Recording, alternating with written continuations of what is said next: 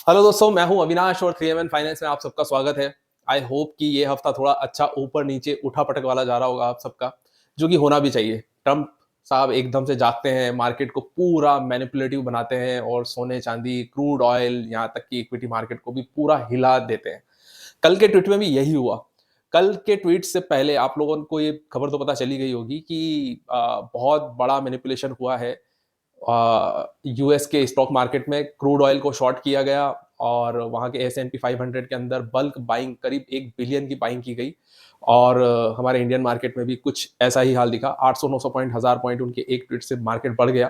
लेकिन फिर से ऐसा लगा कि शायद ईरान उस बातों से कहीं ना कहीं एग्री नहीं है और उसको लूप में लेकर के वो सारे ट्वीट नहीं किए गए, तो उसे मना भी कर दिया गया। ऐसा कुछ भी नहीं है हाल फिलहाल।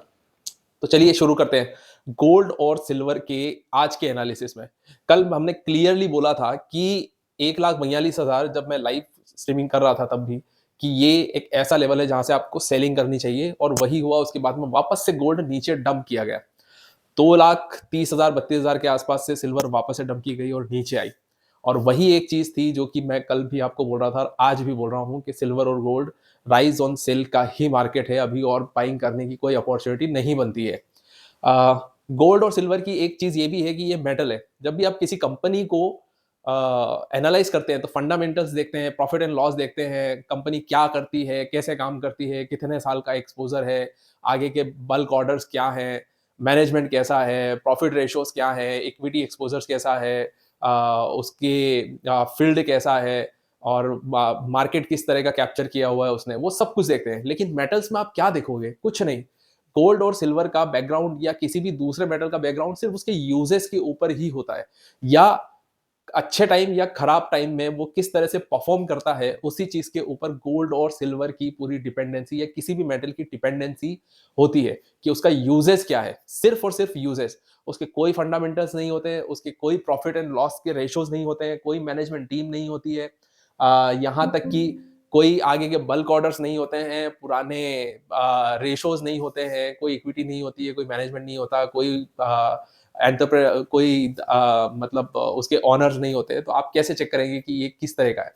तो बहुत सीधे शब्दों में, अगर गोल्ड और सिल्वर, कभी कभी मेटल्स के बारे में ये कहा जाता है कि जब भी किसी चीज की या किसी मेटल की वैल्यू कुछ ज्यादा ही एग्जैजरेट हो जाती है, तो फिर वो अपने ओरिजिनल लेवल पे लौट करके वापस आती है। यही चीज हमने गोल्ड और सिल्वर में देखी। गोल्ड और सिल्वर के अंदर जो वी शेप की, जो एकदम से पैराबॉलिक बाइंग आई थी पिछले कुछ महीनों में, फरवरी तक, या मैं कहूं कि हाँ, फरवरी के आसपास तक जो पैराबॉलिक बाइंग आई थी, वो बिल्कुल ही एबनॉर्मल थी। ये सब कुछ मार्केटिंग प्रोपेगेंडा, लोगों को, रिटेलर्स को फंसाने का एक काम, जहां पर कि रिटेलर्स को बताया गया कि सिल्वर तो देखो इतना यूजेस हो जाएगा, इंडस्ट्रियल यूज का ये इतना हो जाएगा। अब कहाँ गया सिल्वर का इंडस्ट्रियल यूज? तो ये सारी चीजें जब मार्केट में काम करती है, तो एक ही चीज दिमाग में रखनी चाहिए इन्वेस्टमेंट से पहले। जिस चीज की सबसे ज्यादा मार्केटिंग की जा रही हो, उसको सेल करके बैठ जाओ, प्रॉफिट बुकिंग करके घर पे बैठ जाओ, और उसकी तरफ मत देखो। जहां फियर है वहीं पर आपको जाकर के अपनी एंट्री बनानी होती है। और अब शायद ये फियर गोल्ड और सिल्वर में लौटता हुआ कुछ दिनों में नजर आ सकता है फॉर इन्वेस्टमेंट पर्पस।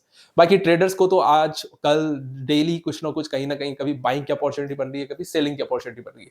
तो चलिए लाइव चार्ट पे देखते हैं कि अब गोल्ड और सिल्वर क्या कर रहा है।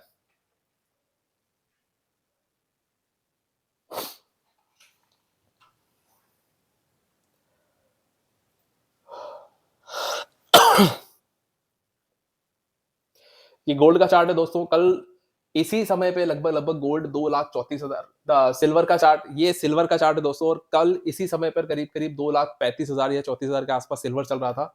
और इसी टाइम पर मैंने वो वीडियो अपलोड किया था, उसमें मैंने बोला था आपको कि सेलिंग आएगी। उसके बाद में आप देखिए, करीब करीब सेम डे, कल के कल ही वापस से 2,23,000, करीब 10,000 सिल्वर नीचे गया। उसके बाद में भी आज कुछ ट्वीट की वजह से, और मार्केट, क्योंकि सिल्वर वैसे ही नेगेटिव ओपन हुआ था 2,18,000 के आसपास, ये वापस से कल के लेवल के आसपास गया, लेकिन सस्टेन नहीं कर पाया, और वापस से इसमें शॉर्टनेस आई, सेलिंग अपॉर्चुनिटीज बनी, और वापस से ये डंप किया गया। अभी हाल फिलहाल जो 2,26,000 का रेट चल रहा है, वो बिल्कुल ही एक एवरेज प्राइस है सिल्वर की। ये यहाँ से हो सकता है 2,35,000 भी चला जाए, हो सकता है 2,15,000 की तरफ भी चला जाए। तो ट्रेडर्स को तो यही राय है कि अभी वेट एंड वॉच करें जब तक कि लेवल्स नहीं आ जाते। लेवल्स क्या है वो बताता हूँ आपको। लेवल्स है अभी हाल फिलहाल कल का हाई 2,32,000, 2,32,000 से ऊपर अगर सिल्वर सस्टेन करता है तो आपको 2,38,000 के लेवल्स दिख सकते हैं। 2,38,000 भी सस्टेन करता है हाफ एन आवर की कैंडल में, तब जाकर के अगर अगली हाफ एन आवर की कैंडल ऊपर क्लोज करती है तो फिर वो 2,45,000 और 2,50,000 के आसपास जा सकता है, जिसकी की बहुत कम चांसेस है। नीचे की तरफ 2,25,000-26,000 जो अभी चल रहा है, अगर ये 2,18,000 वापस से नीचे की तरफ 2,18,000 अगर नीचे की तरफ तोड़ता है तो 2,10,000 और कल का लो 2,05,000 करीब करीब वापस से देखने को हमें मिल सकता है। कल का लो करीब 2,04,000 के आसपास का था, वो वापस हमें देखने को मिल सकता है। सो 2,40,000 सो लेवल्स नीचे के लिए हैं 2,18,000, 2,10,000, 2,04,000 और ऊपर के लिए बनते हैं 2,35,000, 2,40,000 एंड 2,50,000 ऊपर की तरफ जो लेवल बनते हैं। नीचे की अब हम छोटी सी गोल्ड की बात कर लेते हैं। जैसा कि मैंने बोला, गोल्ड जब भी अपनी वैल्यू से ज्यादा किसी मेटल की वैल्यू या प्राइस बढ़ जाती है तो वैल्यू, सेंटर वैल्यू उसको वापस से अट्रैक्ट करती है। तो सेंटर वैल्यू का यही कॉन्सेप्ट है कि ऊपर गोल्ड इतना चला गया था, पिछले साल 65% का रिटर्न वैसे भी दे चुका था, लेकिन लोगों को लग रहा था कि ये शायद 2 लाख चला जाएगा। जिसने 1,80,000 पे खरीदा है, जो 1,90 पे फंसा हुआ था, वो सोच रहा होगा 2.5 लाख चला जाएगा, कोई बोल रहा था 3 लाख चला जाएगा। जाएगा, फ्यूचर टर्म में जाएगा, लेकिन इतनी जल्दी नहीं।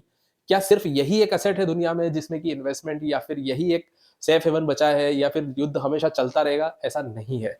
सब कुछ चीजें अपने अपने हिसाब से नॉर्मलाइज होती हैं और वही हो रहा है। जो चीज एकदम से पीक की तरफ गई थी और उसकी उतनी वैल्यूएशन नहीं थी, वो वापस से अपने सेंटर पॉइंट की तरफ अट्रैक्ट होती है और यही हुआ गोल्ड और सिल्वर के साथ में। जो मैं रिपीट करता हूँ, गोल्ड वापस से, कल बोला था मैंने, जब इस टाइम पर लगभग 7 बजे के आसपास ही जब गोल्ड चल रहा था 1,41,000, मैंने कहा था उसमें सेल ऑफ आएगा। वापस से 1,36,000 37,000 के आसपास गोल्ड गया। आज नेगेटिव ओपनिंग जरूर हुई थी, लेकिन थोड़ा सा पॉजिटिव जाते जाते वापस से वहीं से 1,40,000 से फिर से सेल ऑफ आया। तो गोल्ड में जो लेवल्स अभी हाल फिलहाल बन रहे हैं वो यही है, 1,41,000 अपर कैप 1,41,000, अगर वो क्लॉज होता है तो 1,45,000, 1,49,000 and 1,65,000 for down side. It is somehow gold अभी अपना शायद एक बेस बना रहा है 1,27,000 के आसपास। अगर वो टूटता है तो फिर 1,23,000, 1,23,000 डाउन द साइड आफ्टर 1,27,000 और 1,18,000, 1,18,000 for the down side. But अभी के प्राइस के हिसाब से वेट एंड वॉच। या तो ये 1,41,000 के पास में आप इसको शॉर्ट कर सकते हैं फॉर 1,42,000 के स्टॉप लॉस के साथ में, या फिर अगर ये वापस से ऊपर जाता है तो 1,45,000 के आसपास आपको शॉर्ट कर सकते हैं। अगर नीचे की तरफ आता है तो 1,27,000 पे, या फिर 1,32,000 पे आप प्रॉफिट बुकिंग यहाँ से कर सकते हैं 1,40,000 पे शॉर्ट करने के बाद। और अगर वहां से भी नीचे जाता है तो 1,27,000 के आपके टारगेट्स रह सकते हैं।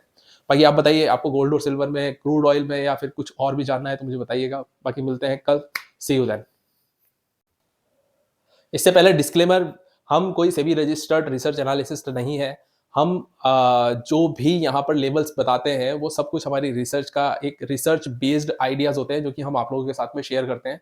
अगर आपको मार्केट में इन्वेस्टमेंट करना है तो आप आपके रिसर्च एनालिस्ट से बात कर सकते हैं और उनके हिसाब से या आपकी रिस्क कैपेटाइट के हिसाब से मार्केट में इन्वेस्टमेंट कर सकते हैं, चाहे वो गोल्ड हो, चाहे इक्विटी हो, चाहे वो सिल्वर हो, कुछ भी।